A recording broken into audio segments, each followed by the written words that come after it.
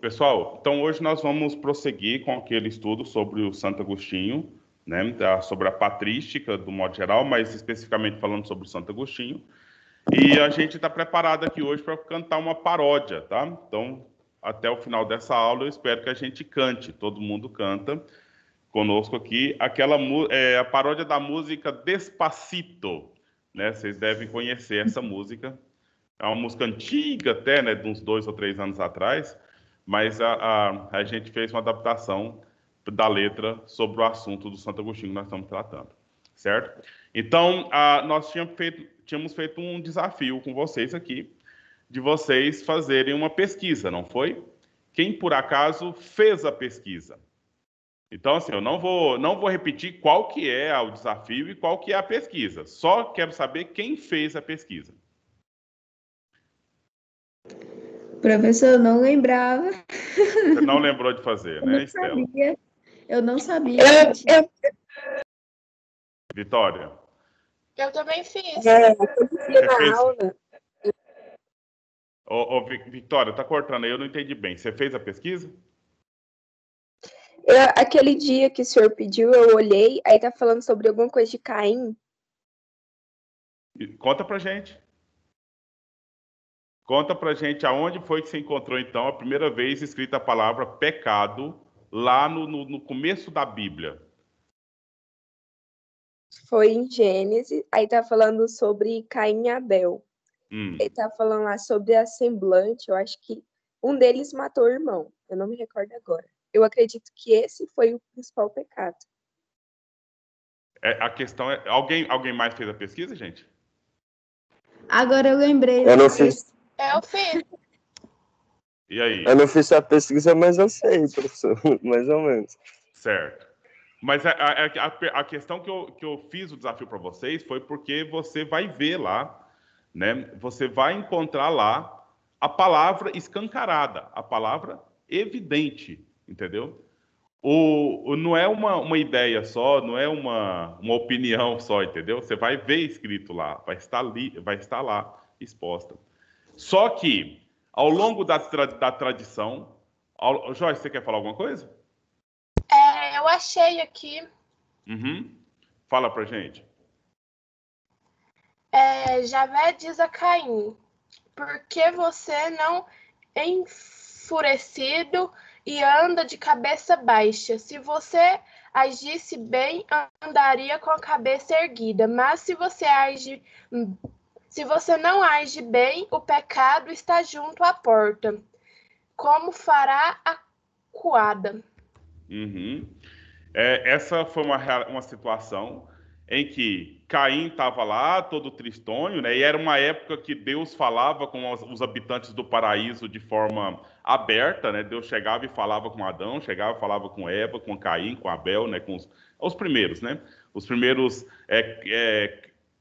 seres humanos criados, né? Conforme o relato da Bíblia. E aí Caim estava triste, mas o Caim tinha feito uma coisa muito feia, né? Mas dizem que essa coisa... Dizem não, está lá, que essa coisa foi motivada pelo próprio Deus, não é? Vamos lembrar da história. A história foi que... A história que está lá na Bíblia, né? Esse relata a criação. O Caim era o plantador, ele era agricultor. O Caim plantava roça. E o Abel, ele criava ovelhas, ele pastoreava as ovelhas. E desde o momento lá do relato da criação, sei lá quando exatamente foi escrito, mas há muito tempo, até hoje nós temos essa treta, entendeu? Deixa eu perguntar uma coisa, só me fala quem que tiver uma opinião formada. Você vai numa fazenda e lá o sujeito planta roça. Você vai noutra fazenda e lá o sujeito cria gado. Qual dos dois a gente acha que é o mais rico? O que planta. Essa opinião sua é bem formada mesmo? Quem pensa diferente ou pensa igual a essa ideia que foi posta aí? A gente pensa que o que cria gado ganha mais, mas no momento as plantações estão dominando a coisa aqui, né? Tudo bem. Mas a valorização histórica e até hoje Não, beleza, vamos fazer outra coisa. Outra perguntinha, né? Você sabe mais ou menos quanto está custando um saco de soja? Cara, Professor, eu não sei quanto que tá custando um saco de soja, mas eu sei que o óleo, ele tá bem caro, sabe? Eu acho Porque, que assim, o óleo é feito da soja, né? ele tá custando a média de R$ 120. Eu tô vendo aqui, olha, a saca de soja está sendo despenca. Ela estava de 170, isso aqui em novembro de 2020. Estava de 170, caiu para 158. Uma saca de soja. A saca de soja, se eu não sei, a saca de soja tem 60 quilos, certo? Então, para produzir 60 quilos de soja, ele pode vender essa soja. Então, assim, não é bem o assunto que nós temos aqui, mas só para a gente fazer o panorama, tá, gente? Então, o sujeito tem que produzir 60 quilos de soja e vai vender por R$160 lá em novembro. Aí o nosso colega está atualizando que é R$120. Você sabe quanto custa 15 quilos de uma vaca, que é uma arroba de uma vaca, agora, atualmente? Eu acho que é 200. Está passando os R$200. Já está passando 200. Então, agora, faz a comparação simples aí. O sujeito tem que produzir 60 quilos de soja para ganhar R$120 ou até R$150. E o sujeito pega uma vaca que ele cria, e essa vaca, ela tem pelo menos umas 10 arrobas, entendeu? Então, ele vai vender cada arroba que é 15 quilos por 200 e tantos reais. Então, ou seja, matematicamente, logicamente, a pecuária ela é mais rentável do que a agricultura. Entendeu? Por esse viés de Professor, mas o lado da pecuária gasta mais. O soja está muito caro. O óleo de soja... O saco de soja atualmente está R$150. Sai bem mais compensativo que mexer com vaca. Mas a pecuária gasta muito mais, que você tem que comprar vacina, ração, corda. Inclusive comprar a soja para dar para a vaca comer, né? Faz parte. Mas o ponto é mais ou menos esse. Se a gente for olhar no mercado de capitais, isso é uma coisa assim, é uma visão que a gente tem. Eu vejo lá que compensa mais plantar soja, que vai ficar lá, do que criar gado, né? Mas a soja também eu tenho que bater veneno, né, Cláudio? Na soja eu também tenho que fazer as limpezas, eu tenho que fazer uma série de coisas lá. Mas esse é um dado já, viu, gente? Eu coloquei a opinião aqui, mas assim, já tem a resposta. O mercado financeiro de pecuária, ele é muito mais... Ele gira muito mais dinheiro no mundo e no Brasil também do que o mercado com agricultura. Entendeu? Aí a gente olha o preço do óleo de soja aqui e tal, mas o óleo de soja é o substrato, né? A soja que é vendida mesmo, ela é quase toda exportada, entendeu? Se bem que essa questão hoje é diferente, né? Hoje é o agronegócio. Quase sempre o grande produtor de soja também é um grande criador de gado, entendeu? Então, ou seja, normalmente o cara trabalha com as duas frentes que dá muito dinheiro e aí você quase que confunde uma coisa com a outra, né? Agora, se a gente conversar com um pequeno produtor, então sai do grande produtor e vai lá no cara do assentamento, entendeu? Quando o cara do assentamento prova por mundo que ele é rico, é quando ele faz o quê? Quando ele começa a comprar gado. Porque antes ele tem lá a hortinha dele, ele cria umas galinhazinhas, cria uns porcos. Aí quando ele está rico, porque para ele fazer um investimento para comprar uma vaca, ele tenha um dinheiro alto, né, uns 3 mil, 4 mil, 5 mil reais, coisa que só vendendo horta talvez ele não consegue. Aí quando ele prova que ele está rico lá no pequeno produtor, é quando ele começa a ter gado.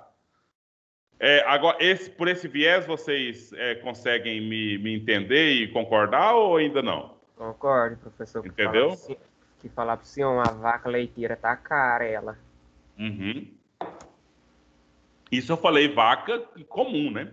Agora, essas vacas leiteiras de holandesa, Jersey, essas outras coisas aí é muito mais. É dinheiro de comprar casa para comprar uma vaca, né? Então, aí, essa treta de pecuária com agricultura já está escrito na Bíblia, lá no Caim e no Abel, e está até hoje por aí. Mas o que foi o caso, meninos? Lembra lá da história que está escrita na Bíblia? O Caim pegou os melhores produtos da horta dele e foi oferecer para Deus. né, num sacrifício que era muito comum naquele contexto. E o Caim pegou o melhor dos carneiros dele, pegou o melhor animal que ele tinha em sacrifício a Deus. E os dois se apresentaram juntos. Quando Deus foi receber o prêmio, receber o sacrifício, qual dos dois Deus escolheu? As verdurinhas e as frutinhas ou o carneirinho? Quem lembra desse ponto da história, meninos? Lá que está lá na Bíblia. Acho que foi o carneiro, né? Deus escolheu a oferta do Abel, a oferta da ovelha, entendeu? E o Caim ficou muito enciumado. O Caim, que era irmão de Abel, né? Ficou muito triste com a situação e o Caim matou o Abel. O Caim matou o Abel, entendeu? E aí a Eva, Caim, cadê seu irmão? Ele, eu não sei cadê meu irmão, né? E ficou essa situação. E aí a história que a Joyce leu pra gente agora há pouco. O Caim ficou triste de ter feito isso, né? De ter feito fraticídio, né? Fraticídio, matar o irmão, e estava de cabeça baixa, triste e tal. E aí Deus perguntou, e Deus sabe todas as coisas, né? Deus perguntou para Caim, Caim, o que aconteceu? Não, nada não. Ah, Caim, eu sei o que aconteceu. Você está triste, sabe por quê? Porque você pecou. O pecado está aí com você. Entendeu, gente? Lá quando fala lá que a Eva comeu a fruta e deu a fruta para o Adão, não tem palavra pecado ali. Ali tem a palavra desobediência. O homem e a mulher desobedeceram e foram castigados, certo? Mas não está lá que o homem e a mulher pecou. Mas quando Caim mata o Abel, aí aparece a palavra pecado. Então, o que é o pecado, Estela? O que é o pecado aí dito, pelo menos nesses primeiros momentos aí do relato da criação? O que é o pecado original, então, com base nessa leitura? Pecado original, eu acreditava que o pecado original a gente já nascia com ele, sabe? Porque todos são pecadores, mas é difícil responder isso. Não, só me responda com base no que nós acabamos de ler aqui. Então, o pecado original, que é o primeiro, né, a origem de todo o pecado, a primeira vez que apareceu a palavra pecado aí na Bíblia foi o quê? Conforme essa leitura de agora. Quando Caim matou Abel. Então, o pecado original é o fraticídio, é o irmão matar irmão. É o matar, certo? Agora, beleza, isso é uma constatação, não é, gente? Agora, olhando na visão da igreja, da religião, qual que é o pecado original? Aquilo que foi ensinado para todos nós até aqui?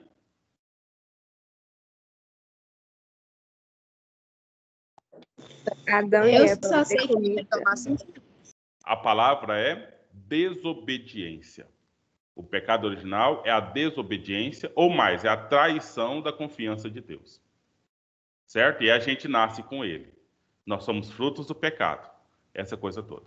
Entendeu? Então, aqui nós temos duas ideias, duas teses, né? Por que nós estamos falando sobre esse assunto? Porque essas duas teses estão linkadas a uma palavra, um termo criado pelo Santo Agostinho, que é o santo. O livro, opa, quase que eu falei, né? A fonte de todo mal, segundo Santo Agostinho, é o pecado. Então, de novo, a fonte do pecado, segundo Santo Agostinho, é o livre-arbítrio. Livre-arbítrio. Que é essa capacidade nossa de podermos escolher pelo caminho que nós vamos seguir. Entendeu? Então, esse que é o ponto colocado pela doutrina, e que fique claro para vocês, é pela doutrina. Que doutrina? É o cristianismo, é o judaísmo, entendeu? Porque os judeus seguem essa primeira parte da Bíblia da mesma forma, entendeu? Então, coloca a questão do pecado como desobediência, mas nós acabamos de ler na Bíblia que a palavra pecado aparece não junto com desobediência, mas junto com matar. Entendeu? Então, ou seja, isso é literal, é claro. Qualquer um que lê vai ver. Não tem que convencer ninguém. É só É só ler lá e verificar quando aparece de fato. Beleza. Então, agora eu quero voltar com vocês aqui lá para o texto que nós estamos estudando no blog, né? Lá naquela postagem. E aí a gente vai seguindo a partir daí. Porque eu quero chegar até hoje aqui numa palavra chamada maniqueísmo, né? Então, você está vendo aí a tela. Se você não conseguir ler aqui na tela, você pode ir lá no link do blog, né, e acompanhar o texto por lá mesmo. O fato é que nós temos aqui, nós paramos aqui, olha. Nesse ter livre-arbítrio, o que significa? Só melhorar aqui para a gente.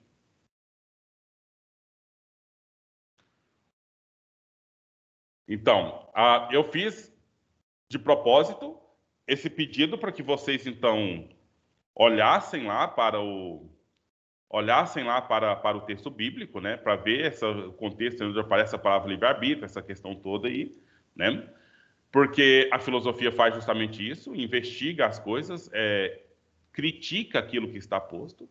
Nós acabamos de fazer formalmente, dentro de uma aula aqui, a crítica sobre a tese da doutrina que fala sobre esse livre-arbítrio, baseada na teoria do Santo Agostinho, certo? Que vai ser, mais uma vez, retomada lá no mês de agosto, mais ou menos, quando Descartes vai fazer as críticas à teoria cristã, ou à teoria do Santo Agostinho. Beleza. Então, o que acontece? Ter livre-arbítrio significa ser capaz de escolher. Isso com base em? Isso nós estamos lendo aqui agora?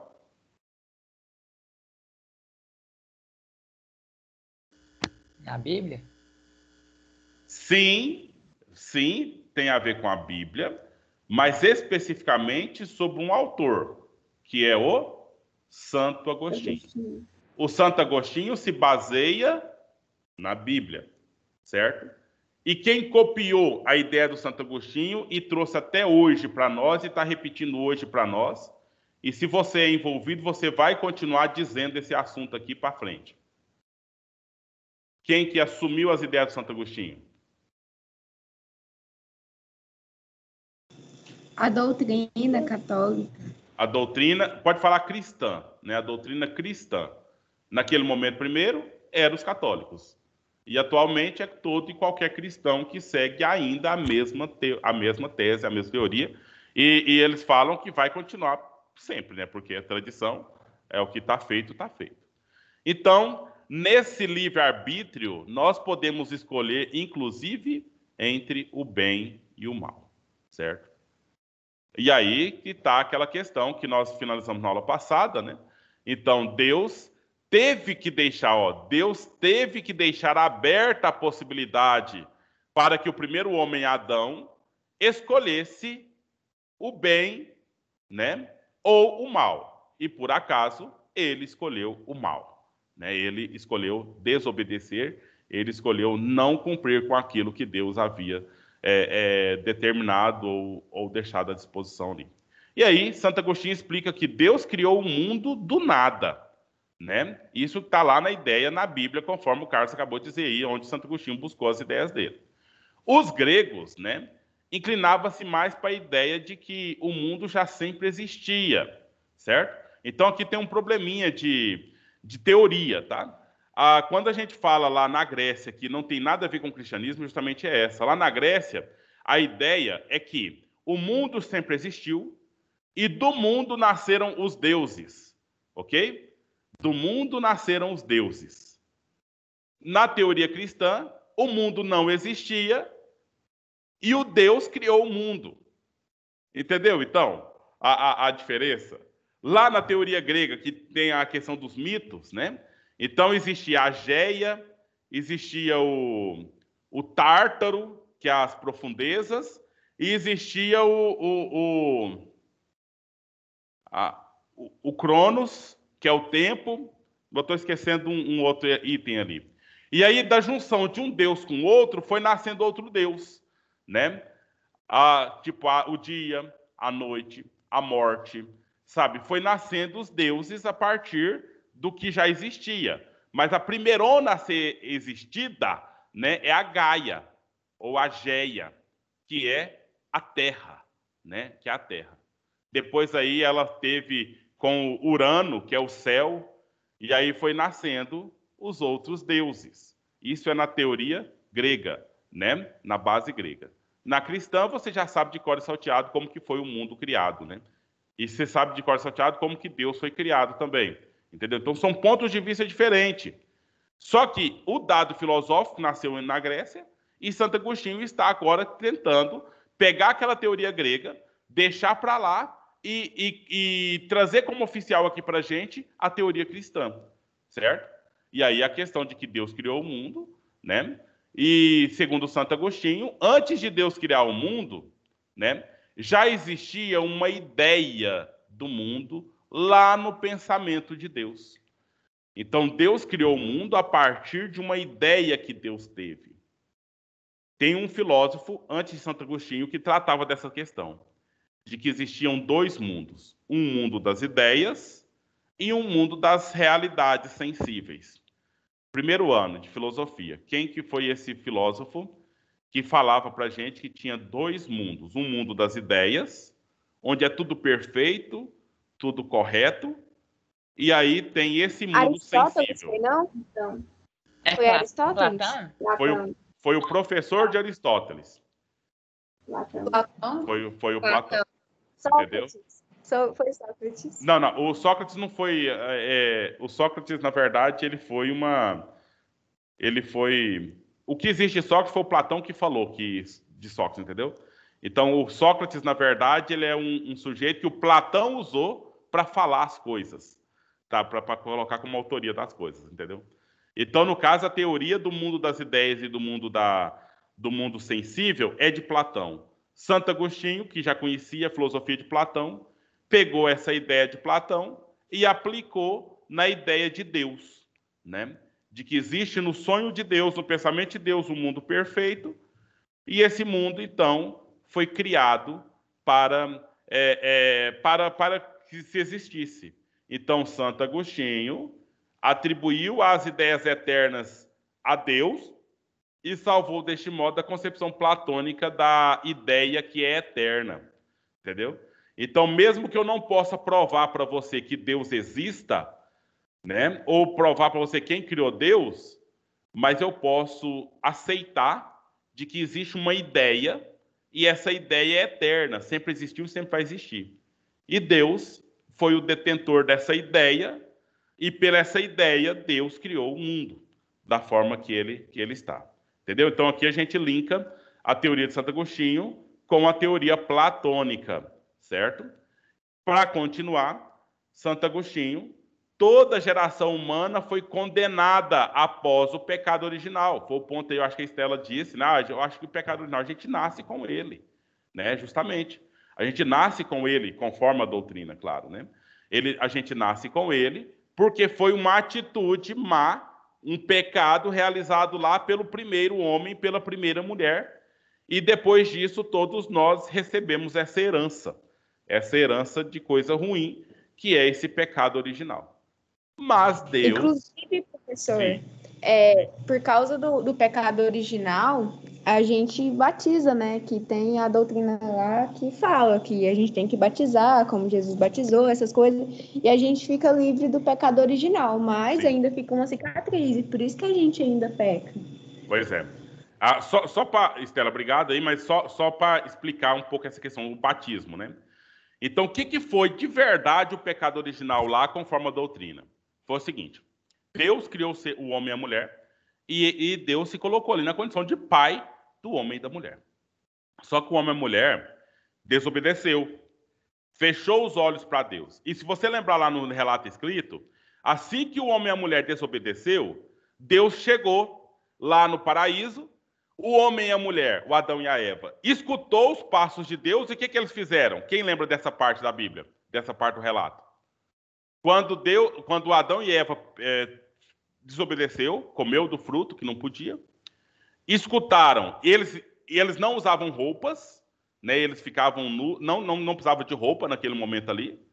Eles escutaram Deus passar, e o que eles fizeram?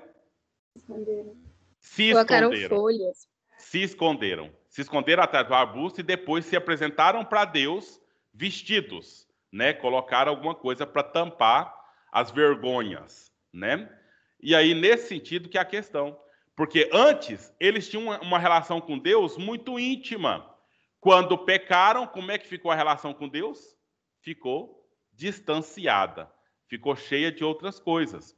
Entendeu? Então, aí que está essa questão. No pecado original, o homem e a mulher, o primeiro homem e a mulher, Adão e Eva, negaram que eles tinham uma intimidade com Deus.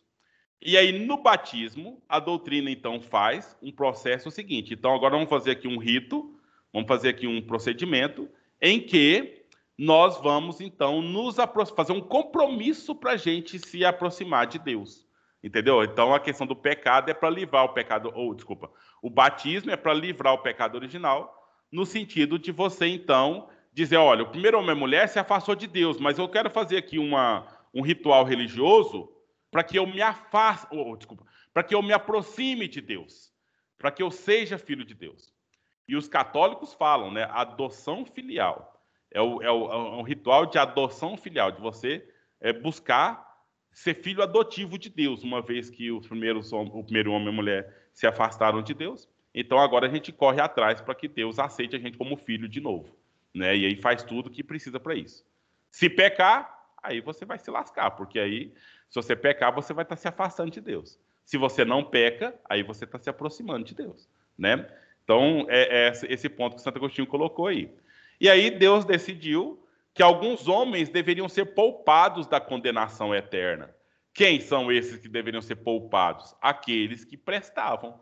Aqueles que teriam chance de mudar o mundo, mudar o pensamento das pessoas para que as pessoas não vivessem no pecado e não estivessem no pecado, né? E tirasse as outras pessoas do pecado, inclusive, né? Então, vamos lá. Para Santo Agostinho, nenhum homem é digno da salvação de Deus. Por quê? A Estela já falou. Porque todos já nascem com o pecado original, né? No entanto, Deus escolheu alguns que devem ser salvos dessa condenação. Entendeu? E aí, para ser salvo, o que é preciso? Qual que é o segredo, né? Para ser salvo? E quem é que deve ser condenado?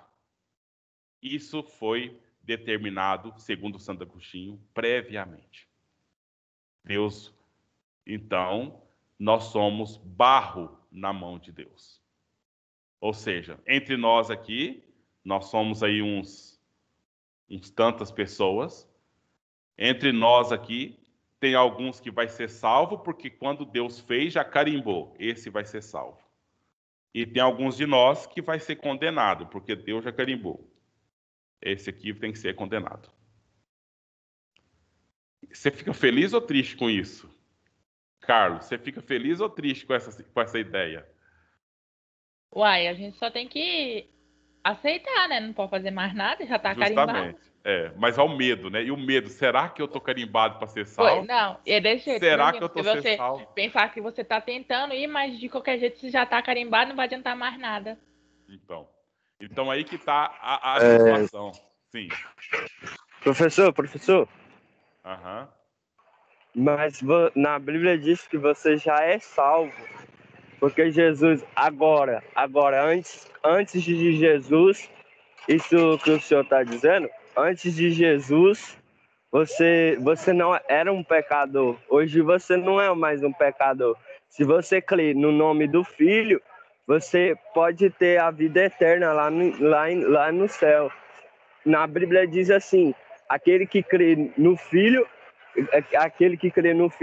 crê no Pai. E aquele que conhece o Pai, conhece o Filho. Quer dizer que quando Deus está relatando aquilo, que está relatando que você crê no Filho, você pode. Também na Bíblia diz que quando você fala no nome de Jesus, você está declarando. Por que quando Satanás ofereceu o mundo, ofereceu várias coisas maravilhosas para Jesus, para convencer ele aqui na terra, para ele ter bens, bons, coisas. Só que Jesus sabia o que é a intenção de Satanás. Então hoje você não é um pecador mais, hoje você é livre. só tem um problema em tudo que você falou. Tudo que você falou foi a partir de quem? Tudo que ele falou, gente, foi a partir de quem? Jesus? De Jesus, entendeu? E tudo isso que nós estamos lendo na Bíblia até agora foi antes. Foi a versão original da Bíblia, que é o Antigo Testamento. Entendeu? Essa que é a questão lógica da coisa aqui. Nós estamos falando aqui do Deus, o Pai, né? O que é antes veio, mais velho que Jesus, vamos assim dizer. Isso, se não pensar na Santíssima Trindade, tá? Se não pensar na Trindade é uma coisa só. Mas pensar nas figuras separadas, no momento da criação, é o Adão e Eva, é tudo o que está escrito no livro do Gênesis até o livro dos Salmos. O que você trouxe aí para a gente foi a visão evangélica. É a visão que nasceu aí quase 1000 anos depois disso que nós estamos pensando aqui com base no que Santo Agostinho estudou. Entendeu? Então, ou seja, você está trazendo uma revisão, uma versão atualizada do texto. Mas esses contextos, essas teorias aqui estão sendo feitas naquela versão original, que é o Antigo Testamento, ou o Primeiro Testamento. Fica claro? Entendeu? Então, toda a base do entendimento, o que é pecado, toda a origem do cristianismo mesmo, inclusive o próprio Cristo, o próprio Jesus, a Bíblia que ele leu foi qual? O Antigo Testamento. Aí, depois dele, que foram, então, reformulando o Antigo Testamento. Eu quero que vocês entendam uma coisa aqui, gente. Existia mais uma coisa. Existia a filosofia grega antiga e passou a existir o cristianismo. O cristão, Santo Agostinho, por exemplo, ele foi lendo a filosofia antiga e foi atualizando para o cristianismo. Jesus Cristo, o que ele fez? Leu o Antigo Testamento e atualizou, né, os discípulos de Jesus, atualizou para o Evangelho. Certo? Então, nós temos momentos, atualizações, o novo olhando para o velho e alterando o velho daí para frente. Então, tudo que você disse aí, eu não peguei o nome direitinho, mas tudo que você disse aí tem tudo a ver com depois de Jesus, evangélico, né? Essa ideia que a gente tem. Mas antes de Jesus não era nada desse jeito. Né? E a Bíblia, a primeira parte, foi escrita antes de Jesus, tá? Que fique só clara essa questão de momento aí histórico. Sim, claro. De Jesus era olho por olho, dente por dente, não era? Sim, sim. E aí ele veio trazer a questão do Abá Pai, né? O paizinho querido, aquele que está sempre te abraçando, mesmo se você for um cara que não presta, mas ele está de abraço aberto para você. Agora, se fosse no Antigo Testamento, meu filho, se você não prestasse, o que ia acontecer? Ó, tchau, né? Mas é o que eu disse. Não tem muita saída. É o que eu disse.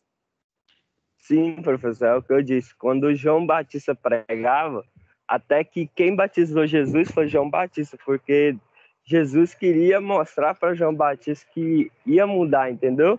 Certo. Johnny, só um pouquinho. Pois é. Mas aí a gente tem que ler de forma específica. Se nós estivéssemos lendo do ponto de vista evangélico, aí todo o seu argumento teria todo sentido.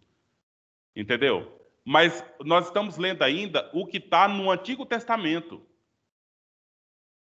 Ou seja, não tem como eu falar de João Batista aqui agora, porque na teoria que nós estamos lendo, ele não existe ainda. Não tem nada escrito de João Batista, não tem nada escrito de Jesus ainda. Tem o Antigo Testamento. Tem o livro do Gênesis. Entendeu? A questão é essa. Fica claro?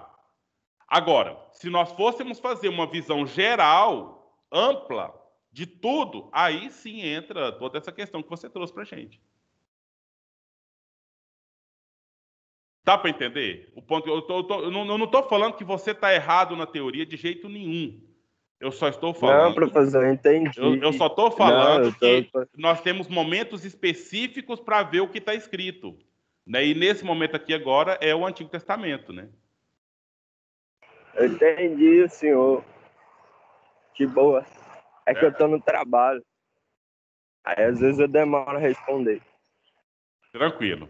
Então, meninos, infelizmente o nosso tempo já se foi, mais uma vez, né? Mas só para fechar essa ideia, viu, Carlos, pra você não ficar com tanto medo assim de que você já é um vaso ruim, que vai para o inferno já independente do que você faça, Santo Agostinho elaborou a teoria da iluminação divina, certo? E nela diz o seguinte, que Deus, ele é fonte de todo conhecimento verdadeiro, certo? E se você é um cara que corre atrás do conhecimento verdadeiro, né? Que, na verdade, é o que o Johnny falou agora. Agora nós chegamos no seu ponto, Johnny.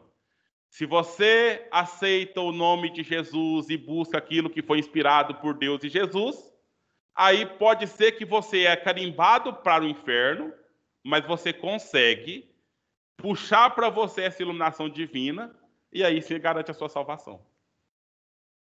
Entendeu? Está aqui na cabeça. É no que você vai estudar, naquilo que você vai buscar. Infelizmente, não deu tempo da gente cantar a paródia hoje, certo?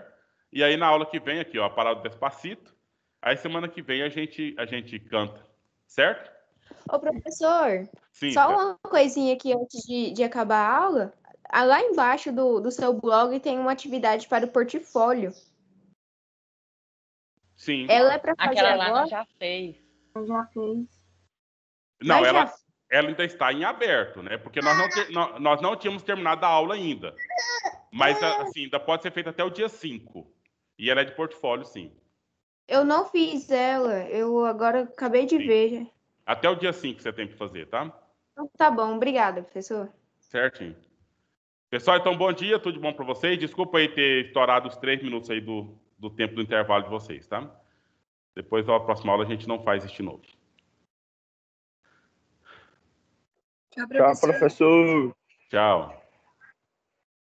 Tchau, professor. Tchau, professor.